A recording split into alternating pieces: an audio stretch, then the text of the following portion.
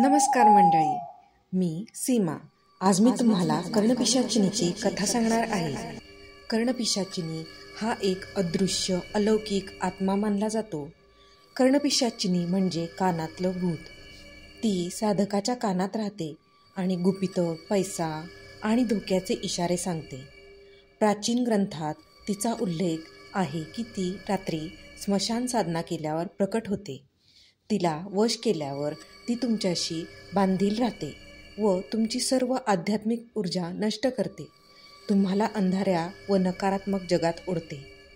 असे म्हणतात की ही साधना मृत्यूपूर्वी दुसऱ्या कुणाला तरी देऊन जावी लागते, नाहीतर पिशाच्य योनीमध्ये 1000 वर्ष तिची सेवा करावी लागते. मी तुम्हाला सल्ला देते की तुम्ही यशासाठी अशा कुठल्याही साधना करू नका. आध्यात्मिक व्हा आणि देवाला प्रसन्न करा. यासाठी वेळ लागेल, पण त्याचे परिणाम सात्विक व सकारात्मक असतील.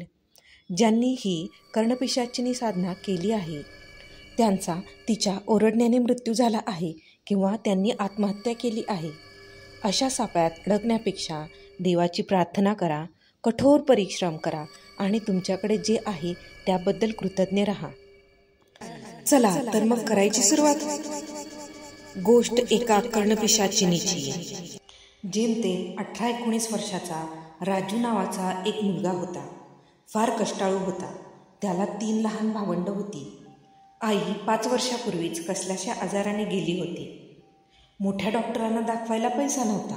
वडील वेठबिगारी करायचे आणि दिवसभर दारू प्यायचे. तोच इकडची तिकडची कामं करून कसं तरी सगळ्यांची पोटं भागवायचा.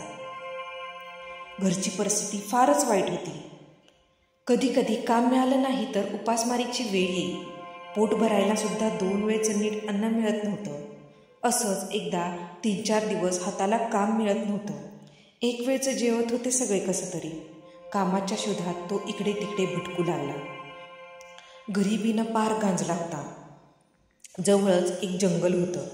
लाकडं गोळा करून गावात विकूया ह्या विचारानं तो जंगलात पुढे जाऊ लागला. डोक्यात पुढच्या जेवणाची भ्रांत होती. तो विचार करत करत खूप वेळ चालत राहिला. त्याला समजलंच नाही की तो आता जंगलाच्या खूप आतपर्यंत आला आहे. तो आता लाकूड तोडण्यासाठी झाड शोधू लागला. थोड्याच अंतरावर त्याला एक म्हातारी दिसली. तिचे केस विस्कटलेले, डोळे लाल चुटूक लंगेसारखे चमकत होते. ती बाई हळू आवाजात म्हणाली, "अरे राजू, तुला झटपट पैसा कमवायचा आहे का?" तसं राजू चपापला. इथं एवढ्या जंगलात ही म्हातारी बाई काय करतेय आणि हिला माझं नाव कसं माहीत आहे? पण पैशाच्या आमिषा पुढं त्याचं मन डळमळलं. त्याला वाटलं घरच्या गरिबीतून सुटायला मिळालं तर बरं होईल. तो थोडं घाबरत म्हणाला, "हो, मला काय करावं लागेल?" तशी म्हातारी दात खात हसली आणि म्हणाली, "आज रात्री फार अंधार पडल्यावर तू मला पूर्वेकडच्या स्मशानात येऊन भेट. मी तुला पैसे देईन, पण एक अट आहे."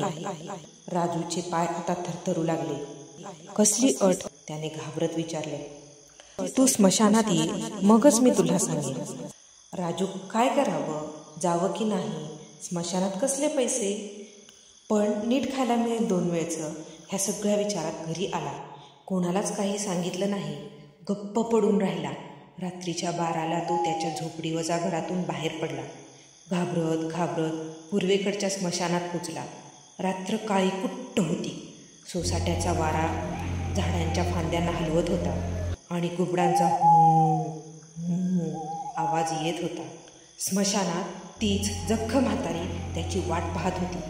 ती आता आधीपेक्षा जास्त भयानक दिसत होती. तिचे केस हवेत उडत होते. डोळे लाल खंदिरासारखे चमकत होते आणि तिच्या हातात एक काळी काठी होती. ती म्हणाली, "राजू, तुला कर्णपिशाचिनीची साधना शिकायची आहे. तू ती पूर्ण केलीस तर तुझ्या कानात एक पिशाचिनी राहील. ती तुला कोणतीही गुपितं सांगेल.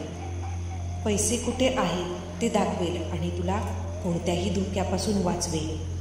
राजू घाबरत म्हणाला, "मला भूत दिसेल का?" म्हातारी म्हणाली, "हो, पण घाबरायचं नाही. पहिली पायरी म्हणजे स्मशानातल्या पिंपळाखाली बसायचं. डोळे मिटायचे आणि मंत्र म्हणायचा. ओम ह्रीं क्लीं पिशाचिनी स्वाहा. राजू थरथरत त्या काळ्या अंधाऱ्या रात्री स्मशानातल्या मोठ्या पिंपळाच्या झाडाखाली येऊन बसला. त्याने डोळे मिटले आणि हळूहळू आवाजात मंत्र म्हणू लागला. काही वेळाने अचानक थंड वारा सुटला. त्याच्या कानाजवळ खसखस खसखस असा आवाज आला. राजूने डोळे उघडले. त्याच्या कानाशी एक लहानशी काळसर पिशाचिनी हवेत तरंगत होती. ती फुसफुसत म्हणाली, मी तुझ्या कानात राहीन, तुला हव्या त्या संपत्तीपर्यंत नेईन, पण लक्षात ठेव, माझा ऐकलं नाहीस तर तुझा जीव घेईन. त्या रात्रीनंतर राजूच्या आयुष्यात मोठा बदल झाला.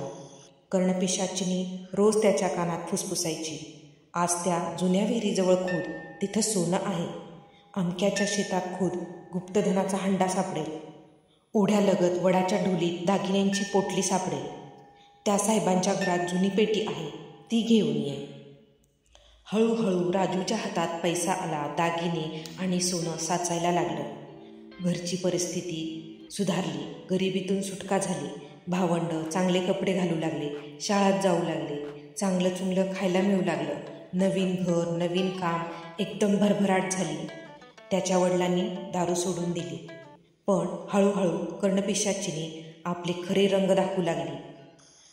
पिशाचिनीच ती रात्री फुसफुसायची, मला आता ताजं रक्त पाहिजे, तू नाही दिलंस तर तुझाच जीव घेईन. राजू घाबरला. त्याची झोप उडाली. एका रात्री ती म्हणाली, जा त्या स्मशानात, जे पहिलं प्रेत दिसेल त्याचं रक्त मला हवंय. राजू स्मशानात गेला, पण त्याला असं काही करायची हिंमत होईल. राजू रडत म्हणाला, नाही, मी असं काही करणार नाही. आणि त्याच क्षणी त्याच्या कानातून काळसर धूर बाहेर आला. त्याच्यासमोर कर्णपिशाचिनीचं भयानक रूप उभं राहिलं. लांबसडक केस, लाल जीभ, हातात हाडं, आणि म्हणाली, माझं ऐकलं नाहीस तर तुझा जीव घेईन. राजू आता जीवाच्या अकांताने स्मशानातून पळत पळत घरी आला. पण घरी पोचल्यावरही त्याच्या कानात कर्णपिशाचिनीचा हसण्याचा आवाज घुमत राहिला. राजूच्या आयुष्यात भयानक छळवाद सुरू झाला. कर्णपिशाचिनीच्या मागण्या दिवसेंदिवस वाढत होत्या. तिला रोज ताजं रक्त हवं होतं आणि ते न दिल्यास जीवे मारण्याची धमकी देऊ लागली ती रोज. राजूने ठरवलं, मी या भूताला माझ्या आयुष्यातून कायमचं बाहेर काढणार. तो गावातल्या एका मांत्रिकाकडे गेला, जो भूतप्रेत नाश करण्यात माहीर होता. त्या तांत्रिकाने त्याला सांगितलं, कर्णपिशाचिनीचा नाश करायचा असेल तर तुला तिची मूळ ऊर्जा शोधून काढून ती नष्ट करावी लागेल. ही ऊर्जा आहे त्या जुन्या स्मशानातील शापित पिंपळावर. आता राजू त्या स्मशानाकडे धाडसाने परत गेला. काळी कुट्ट अंधारी रात्र होती. कोल्हेकुई ऐकू यायला लागली. चंद्रही ढगात लपला होता. स्मशानात तो त्या पिंपळाजवळ पोहोचला, जिथे कर्णपिशाचिनीची मूळ शक्ती दडलेली होती. तांत्रिकाने दिलेले मंत्र वाचत त्याने त्या पिंपळावर पेट्रोल फेकलं. त्यानंतर अचानक एक भयंकर रात्र सावट पडली. कर्णपिशाचिनीची गर्जना कानावर आली. पण राजूने डोकं खाली करून मंत्रजप सुरूच ठेवला. मंत्र उच्चारणामुळे आपोआप त्या पिंपळाने पेट घेतला. पिंपळ जळायला लागला आणि कर्णपिशाचिनी हळूहळू दूर होऊन निघून गेली. राजूने मोठा उसासा सोडला. तो सुटला असं त्याला वाटलं. तो घरी परतला आणि झोपी गेला. पण अचानक मध्यरात्री त्याच्या कानात हसण्याचा आवाज आला. तू मला जाळलं नाहीस राजू, तू मला त्या पिंपळातून मुक्त केलंस. आता मी कायमची तुझ्या सावलीत राहील. राजू भीतीने किंचाळला. आरशात पाहिलं तर कानातून लहान काळी जीभ बाहेर आली होती. दिवस रात्र राजूच्या आवाज कसलेसे आवाज यायचे. तो पूर्ण वेडा झाला होता आणि शेवटी त्यानं त्या कर्णपिशाचिनीच्या त्रासाला कंटाळून स्वतःचा जीव घेतला. गावकरी आजही सांगतात, अजूनही जंगलात जात असताना लाल डोळ्यांची जख्ख म्हातारीण साद घालते, पण त्या आवाजाला दाद न देता तिथून पळ काढण्यातच शहाणपण आहे. जर तुम्हाला माझ्या गोष्टी आवडत असतील तर नक्कीच माझं चॅनल मराठी भयकथा बाय सीमा ला लाईक आणि सबस्क्राईब करा. धन्यवाद.